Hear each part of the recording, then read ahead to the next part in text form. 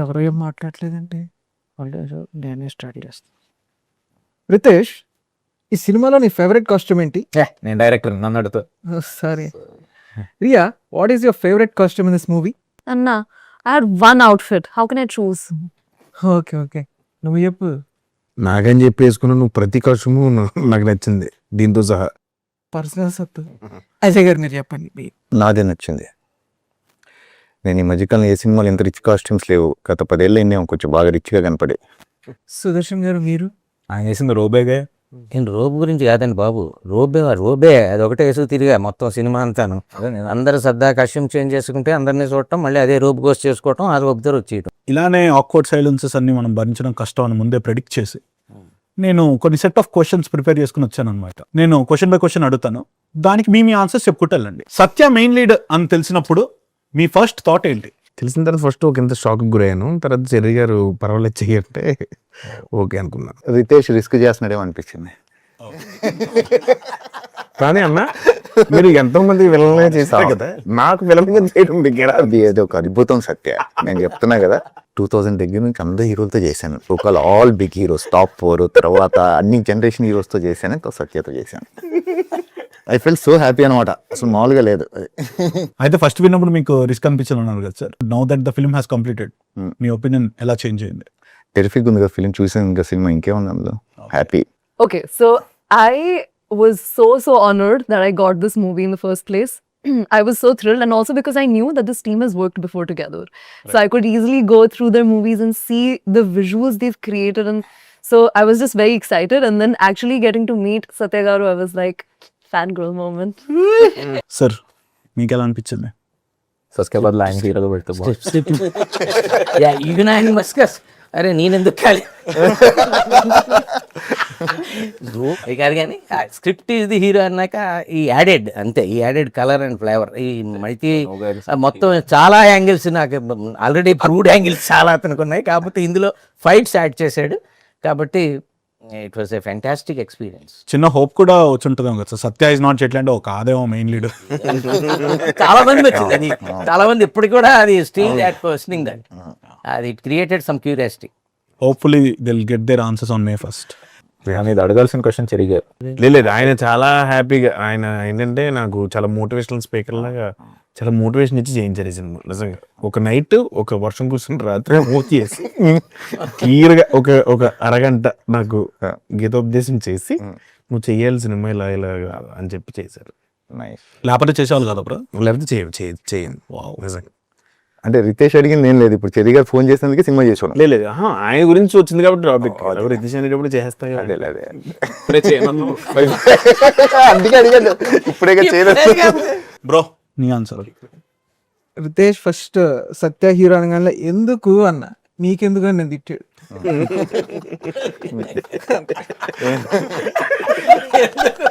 మీకు most toughest and challenging scene on set ఏమనిపించద్దు? ఒకటి, ఒక మోనోలాగ్ ఉంది ఫ్లైట్ గురించి ఎక్స్ప్లెయిన్ చేసి శ్రీనివాస్ రెడ్డి గారి కాంబినేషన్లో. అదేంటంటే మొత్తం ఫిల్మ్ సిటీ అంతా పేపర్ వేసుకుని అటు ఇటు తిరిగా, నైట్లు అర్ధరాత్రులు అలా పట్టుకుని తిరిగా. అది ఎందుకంటే ఇంగ్లీష్ కదా, ఇంగ్లీష్ ప్లస్ ఫ్లో. నాకు తెలుసు, మీ ప్రాక్టీస్ సెషన్ నాకు తెలుసు, నాతోనే తిరిగి ప్రాక్టీస్ చేశారు. అది వస్తే గానీ లంచ్ చేయనని కూర్చొని చేశారు. 4 ఎప్పుడో తిన్నారు. ఫిల్మ్ సిటీలోనే మనం స్టే చేసాం కాబట్టి నైట్ అంతా కూర్చుని అసలు రాదే ఎక్కదది. ఫస్ట్ ఫ్లైట్ గురించి చెప్పేదన్నా ఎక్కువ మోనోలాగ్, అది కొంచెం అదొక్కటే కష్టం, మిగతాదంతా నాకు ఈజీ. బట్ సర్ప్రైజింగ్లీ అది కూడా పెద్ద టేక్స్ పడలా బ్రో. ప్రాక్టీస్ చేసాం కాబట్టి పడలేదు, లేకపోతే అది ఒక హాఫ్ డే. అజయ్ గారు నాకు గన్ను పెట్టిందే నాకు టఫెస్ట్, అది ఒరిజినల్ గన్స్ వాడారని చెప్పారు. యాక్చువల్ గా అది డమ్మీ గన్నే సార్, కాబట్టి దాని పేరు original. What was the most challenging scene for you? I mean like don't describe the scene because it may be a spoiler. Every day. It was the one where there was a harness and I was flying across. Right. Oh wait. పర్వాలేదు, Okay, అంటే మరీ ఇతను villain అని చెప్పేస్తే problem కానీ One of the action. No, with the action sequence, सबसे difficult वही होगा क्योंकि इतने लंबे sequences थे, and without obviously giving a spoiler, I'll say that there were multiple sequences going on एक साथ. So definitely has to be very challenging. Yeah. నాకు సత్య ముందు నాకు చేస్తుంటే నన్ను నవ్వకపోవడం నాకు చాలా కష్టం. అంటే నేను ఎప్పుడు, అంటే మీకు తెలిసి ఉండదు ప్రాబబ్లీ, నేను నవ్వుకుంటూ ఉంటాను సత్య చేస్తుంటే ముందు లోపల లోపల. సో అది కంట్రోల్ చేసుకొని మిగతా నా లైన్స్ గుర్తుపెట్టుకొని కొంచెం నాకు నిజంగా జెన్యూన్గా చెప్తున్నా, ఇది నవ్వుతుంటాను నేను సత్య చేస్తుంటే సెట్లోనే. సో అది చాలా కష్టం నాకు సీన్స్లో ఉండవు. నేను చెప్తా కూడా, నాకు నవ్వొస్తుంది. ఐ కాంటాక్ట్ కూడా కొంచెం ఆ పక్కన ఎప్పుడు మామూలు ఇలాగా పక్కన రైటో లెఫ్టో చూసి చేసుకుంటూ వెళ్ళిపోయాను నేను యాక్చువల్లీ. సో అది కొంచెం అది ఒకటే ఇబ్బంది నాకు సత్య చేసేటప్పుడు. నాకు వచ్చేసి మేజర్గా బోల్ట్ షాట్ అజయ్ గారి ఫ్లాష్ బ్యాక్ అవుతుంటుంది. సో అది మోస్ట్ టఫెస్ట్ అనుకున్నా, కానీ దానికంటే ఎక్కువ టఫెస్ట్ రియాతో డైలాగ్ చెప్పి ఒక డైలాగ్ అది ఒకటి, అది అజయ్ గారు కూడా ఉన్నారు సీక్వెన్స్. ఎంతో నెంబర్ ఉందా, లక్కీ నెంబర్ ఎంత అది బట్ ఐఎమ్ విత్ యూ. ఇతనికి ఏమైనా పెట్టండి. టు బీ రియలీ హానెస్ట్, మనం చాలాసార్లు లైక్ 2 వరకు కొట్టేవి నేను అనుకున్నా టఫ్ గా ఉంటుంది అనేసి, but they were like the easiest అనమాట. Majorly because we were having fun. So even ఏదైతే లైక్ రియా డైలాగ్ ఉండిందో, even that day was too fun. అసలు నాకు టైం తెలియలేదు. నాకైతే అసలు నువ్వు ప్రాంప్టింగ్ ఇస్తూ busy ఉన్నప్పుడు నీకు ఎలా తెలుస్తుంది? తేజకి టఫెస్ట్ షాట్ ఒకటి ఉంది రోజు, అది ఎవ్రీడే ఉంటుంది ఆ షాట్. మీకు పైన అది పెట్టగానే అదేమో సరిగ్గా ఉండదు, ఊడిపోతూ ఉంటది పాపం. అక్కడి నుంచి చూసి వచ్చేసి కానీ సుదర్శన్ గారు ఎంత విచిత్రంగా ఉన్నారంటే ఆ గౌన్ లో. నేను ఫస్ట్ చూసి లేదు, వేషమే అతను అదేంటున్నా, అందులో వెళ్ళిపోయాడు. విచిత్రం. అంటే మామూలుగా మనం దుబాయ్ అటు వెళ్ళినప్పుడు కూడా అసలు ఈ సైజు షేకులు కనపడరు, కొంచెం పొడుకుంటారు వాళ్ళు. ఈయన ఫ్లైట్ లో పరిగెత్తుకుంటే షాట్ ఉంది, నాకు ఎంత నవ్వు వస్తుంది ఆ షాట్ చూస్తే. ఇంత పర్సనాలిటీ డింగ్ డింగ్ డింగ్ డింగ్ అనుకుంటే వెళ్ళిపోతున్నాడు ఈయన. తెలుసు అంటే చాలా నవ్వు వచ్చింది అక్కడ చూస్తుంటే. అది మీకు సెట్ లో ఎక్కువ కంప్లైంట్స్ ఎవరి మీద ఉంది? నాకు ఒకే ఒక కంప్లైంట్ ఉండేది, అనకొండ ఉండేది సెట్ లో ఉండేది అక్కడ, అది వచ్చేది కాదు ఏంటో.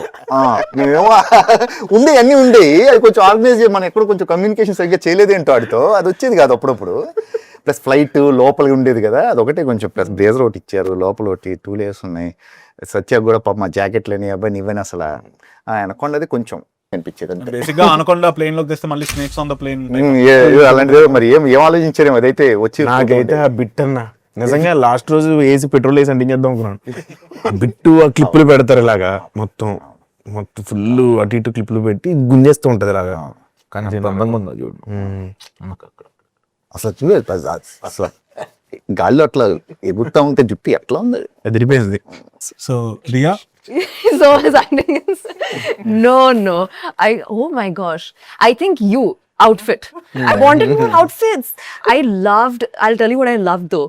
The music video made the outfits were just too good, and it makes me sad that there's just one in the movie. So అలా ఉండి ఏం చేస్తాను, ఒక ఏజెంట్ ప్లేన్ లో ఉండి గంటకి మార్చుకుంటే బాగా. నా కంప్లైంట్ ప్రొడక్షన్ ఫుడ్ అంత బాగుందా? రోజు అదే చికెన్ తిని, ఇంకా చికెన్ తిందాం మానేసి వెజ్ అయ్యాను. నెక్స్ట్ వీగన్ అయిపోతారు ఇలాగ. Do you guys remember your first ever flight experience? Cinema shooting అని చెప్పి వైజాగ్ వెళ్తాను.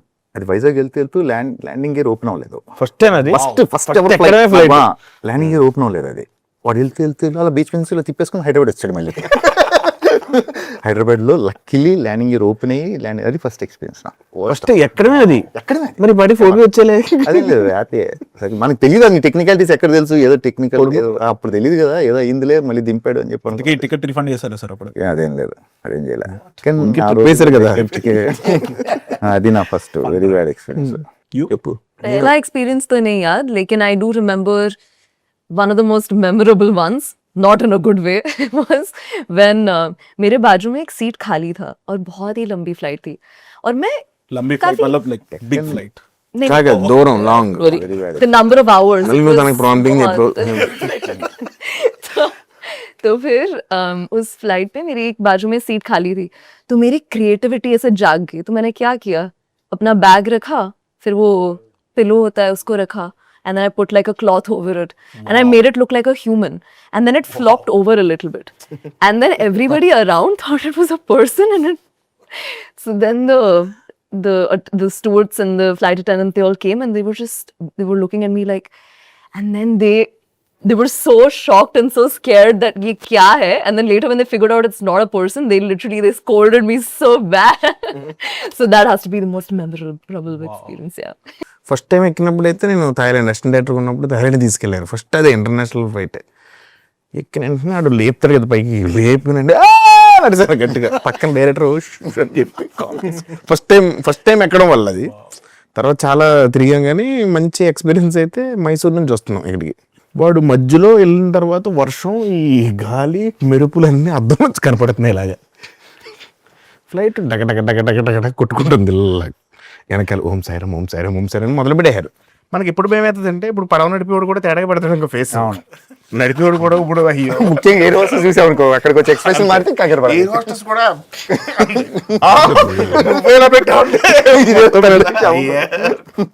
అంతే. దిగిన తర్వాత నేను ఇలా అన్నాను, ఫ్లైట్ మొత్తం క్లాప్స్ కొట్టారు దిగేవాడు. అంటే మంచి ఎక్స్పీరియన్స్, గాల్లో అంత మొత్తం అన్ని చూస్తాం. మేము ఢిల్లీ వెళ్తున్నాం, టర్బులెన్స్ అయింది, హెవీ టర్బులెన్స్. అంటే ఎయిర్ పాకెట్స్ ఉంటాయి కదా, వదిలేసిన ఫ్లైట్ ఎక్కువ. మంచి నా పక్కన పేరు చెప్పను, పెద్ద పెరిగి పెద్ద కట్ ఆ రూపులు ఏం చేయడం ఆల్మోస్ట్ రే నోరు మీద నేను నోరు మీద బాగా చెడ్డాలు కొట్టింది, నీ పర్సనాలిటీకి అరవకూడదు అట్లా అని. ప్రభాస్ అన్నాళ్ళు ఎక్కిన ఒక ఫ్లైట్లో అయితే టర్బులెన్స్కి అప్పుడే ఫుడ్ తింటున్నారండి. ఫుడ్ తిని గాల్లో ఎలా చూస్తే పైన రక్తంలో ఉందండి. ఇదే రక్తం ఉంటుంది, అది కెచప్.